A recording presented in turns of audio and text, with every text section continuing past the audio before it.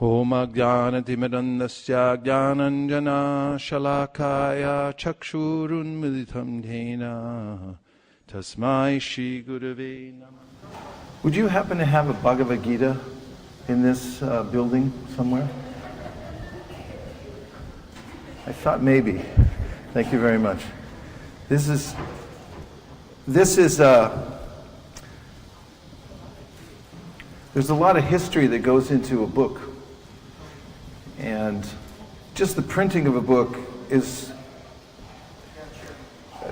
a complicated enterprise unto itself. I recently wrote and oversaw the publishing of a book, and it took me a good chunk of my life to do. Even the part where we were just putting the final touches on the book took months.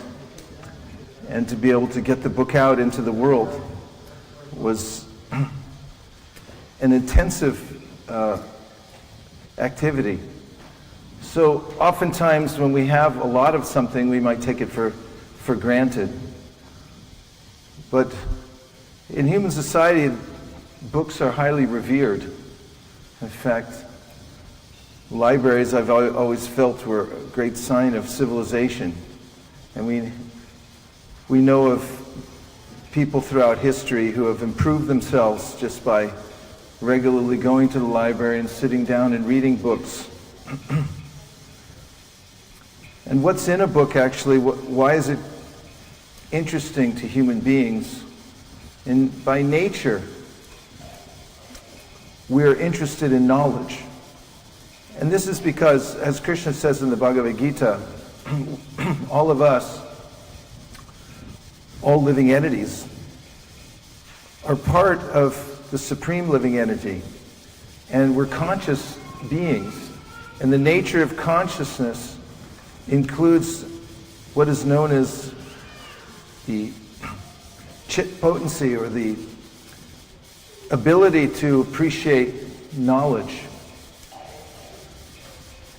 And the quality of our lives is really dependent on the quality of knowledge that we get. Krishna in the Bhagavad Gita gives very commonsensical instructions about how to improve one's life. And he first describes who we actually are, and that we're not part of the lower energy of the material world, which he describes as being in categories of earth, water, fire, air, ether, mind, intelligence, and ego. These are gross and subtle elements, and then above that is this spiritual soul, who's categorically different than from matter. And that soul, that called the Atma, has the desire to know things, and to appreciate things, and to experience joy. And we all have this aesthetic sense, a sense for beauty, for integrity, have capacity for compassion. These are not elements that you can create in a laboratory. They come from the soul, or the Atma. And originally, they all come from the Supreme Atma, of whom we're parts. And Krishna says in the Bhagavad Gita that there's a method through which one can live one's life in such a way that one realizes one's full spiritual potency. And it's a process that anyone can take up at any time. So the Bhagavad Gita, which Bhagavad, the title itself, is compelling. Bhagavad means the Supreme Personality of Godhead. And Gita means song. There's a lot of songs you can listen to in this world. I mean, you can tune in to the radio and listen to various songs. But what if you were able to tune in and hear the song of the Supreme Personality of Godhead? What would that sound like? What do you think? It sound like what's in this book. called the Bhagavad Gita, or the Song of God. And if you hear that song, then naturally you get filled with knowledge and happiness. So Krishna describes in the Bhagavad Gita the nature of one who's tasting this kind of happiness. And I'm going to read it to you, just one verse, because by hearing it, we can actually taste it to some degree. This is from the Bhagavad Gita, 6th chapter, verses 20 through 23. And Krishna's been talking in this chapter about the process of introspection, taking a moment to look within oneself and experience the higher self. And he says, in the stage of perfection called trance or samadhi, one's mind is completely restrained from material mental activities by practice of yoga. This perfection is characterized by one's ability to see the self by the pure mind and to relish and rejoice in the self. In that joyous state, one is situated in boundless transcendental happiness realized through transcendental senses. Established thus, one never departs from the truth, and upon gaining this, he thinks there is no greater gain. Being situated in such a position, one is never shaken, even in the midst of greatest difficulty. This indeed is actual freedom from all miseries arising from material contacts. He experiences a state in which he or she thinks there's no greater gain. And this is just the preliminary experience of self-realization. It's the very beginning. And the nature of spiritual happiness is that it's ever increasing. This is the subject matter of the Bhagavad Gita. And there's also advice, Krishna gives advice in the Bhagavad Gita about how to avoid trouble in the material world. This is useful to all of humanity, and it's been recognized by people all over the world who read it and hear a voice that is compassionate and reasonable, and which is very helpful. So that's one of the reasons that the Bhagavad Gita has been so popular all over the world. It's been translated into over 400 languages.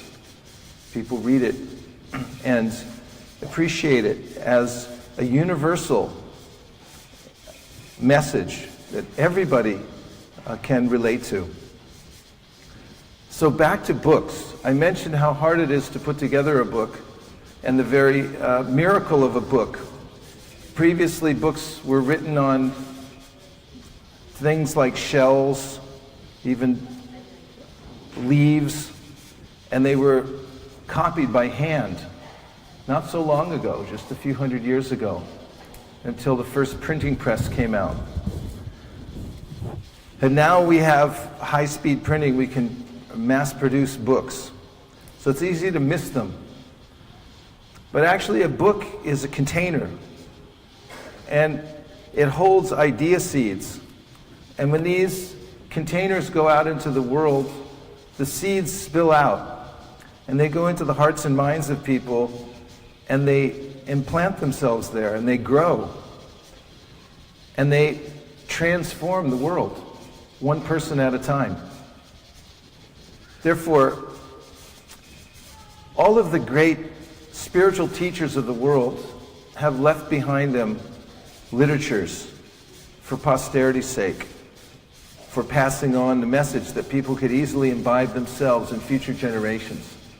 And of all the books in the world, the Bhagavad Gita has arguably been the most successful. It has been preserved meticulously over thousands of years. In the Mahabharata, in which there's interpolation, the Bhagavad Gita specifically has been protected because it's been commented on by all the great spiritual teachers in the line of Vaishnavism, and therefore it's been watched over very carefully and has not changed at all. It's the original text that's been there for thousands of years. And so in India, How many people here are from India? A couple of you. You've heard of the Bhagavad Gita, right? Ha ha ha. And you know about Bhagavad Gita, but my spiritual master once said, sometimes people live by the Ganges and then they go take baths somewhere else because they think, oh, it's just the Ganges, so I'll go somewhere else. They forget. It's easy for any of us to forget what we're close to is so valuable. But this is one of the important aspects of spiritual life, is to find those simple things that work perfectly and then go deeply within them. So this month has been a month of looking at the Bhagavad Gita again, because it's during this month that Krishna spoke the Bhagavad Gita thousands of years ago. So we've been celebrating all month long. And I've been traveling around to various places around the world talking about Bhagavad Gita and promoting Bhagavad Gita. I mean, there's a lot of things that are getting promoted this time of year. Have you noticed? Name 3. What? iPhone 10. Okay, iPhone 10. Name 2 more. What? Toys? There's a lot of toys getting promoted. One more thing. 2018 cars. The cars. Okay, the cars for 2018. So there, I mean, we could go on. I bet everyone could list something that's being promoted. And all of those things have a beginning and an end, and once you get them, although it seems like a good idea, they don't necessarily give you the experience that I just read about in the Bhagavad Gita.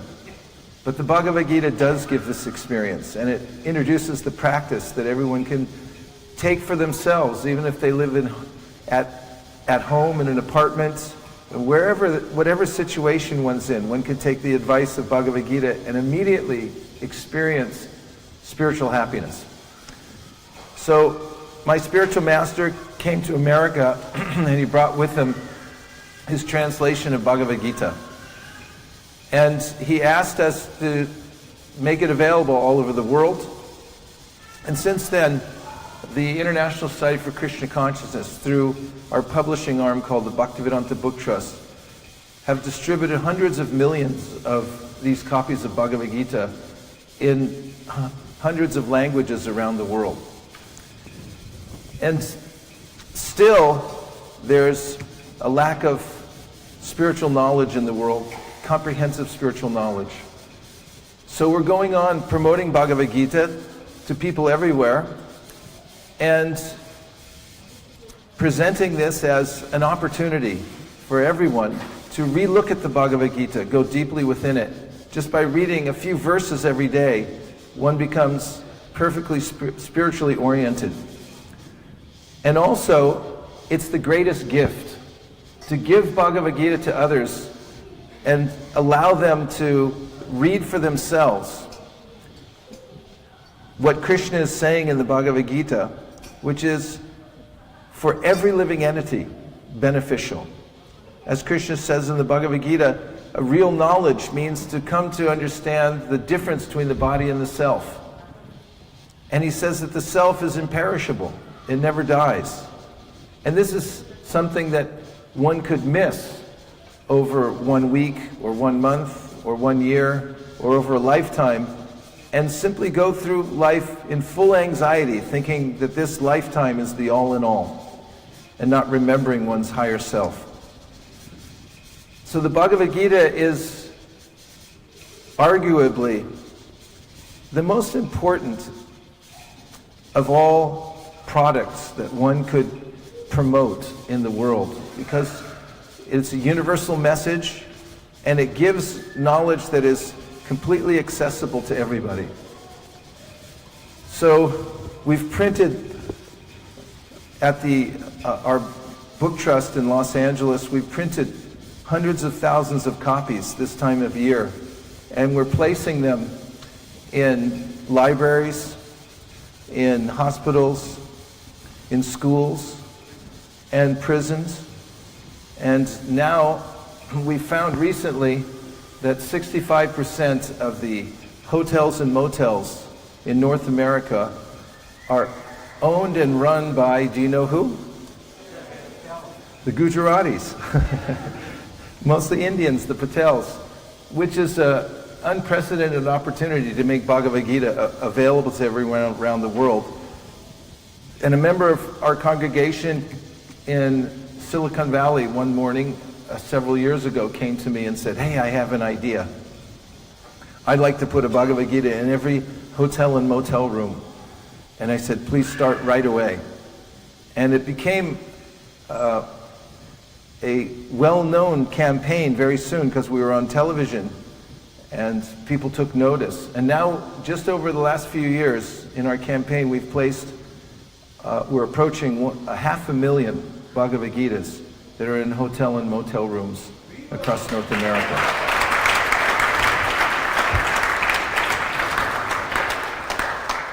So, there's a lot of ways in which we can help people. This is a time of year that we think about helping others. And one way that I recommend, as you might be able to tell, is to distribute Bhagavad Gitas. And to facilitate printing Bhagavad Gitas, you can purchase your own Bhagavad Gitas and give them to people. You can also place them yourself in various institutions. And you can also donate towards the team of devotees here at ISKCON Toronto who have a well-organized team that goes out constantly and places Bhagavad Gitas in hotels, motels, prisons, schools, hospitals, so that people get a chance to read them. They're putting thousands of them out into the public. And they're also going, as we did yesterday, door to door and meeting people right where they live. And I can tell you, yesterday we met people from many different cultures who were very interested in Bhagavad Gita. I met people from Pakistan who were eager to read Bhagavad Gita. We met a man from, where was he, Libya, from the Middle East, who invited us in his house and was very happy to take a copy of the Bhagavad Gita. People from China we met. And we met many Indians also, who were taking a second look at Bhagavad Gita. Because they grew up with it, they might have forgot that it's actually a book you can read every day. In fact, we recommend you don't leave the house before you at least read 5 verses from the Bhagavad Gita. It's a little dangerous to do that. So, I've been traveling around. We went recently to Washington, D.C., to Baltimore. Where else have we been? India, Japan. Where? England. Where? Florida. We were in Florida. And everywhere we've gone, we've been promoting the Bhagavad Gita and recommending that take Bhagavad Gita into your house and get your whole family involved in reading Bhagavad Gita and distributing Bhagavad Gita. One way that you can do that is get several cases of Bhagavad Gita and put it in front of your refrigerator and tell everyone that there's no eating till they're all gone. Or you can put them all in front of the television and tell people no games, no television till all the Gitas are gone. And there's a lot of innovative ways to make Bhagavad Gita available. But whatever way you do it, Krishna says in the Bhagavad Gita that there's nobody more dear to me than the one who passes this message on to other people, because it's the greatest gift that you can give to people. And the entire purpose of the material world is ultimately to give everyone a chance to come to their full spiritual potential. And Bhagavad Gita is arguably the most comprehensive spiritual guide and the clearest of all treatises on spiritual life that one will find in the world, perfectly translated into English. Marman, Nachariyar Marman, Nachariyar Marman, Nachariyar Marman, hey, Nachariyar Marman, Nachariyar Marman, Nachariyar Marman, Nachariyar Marman.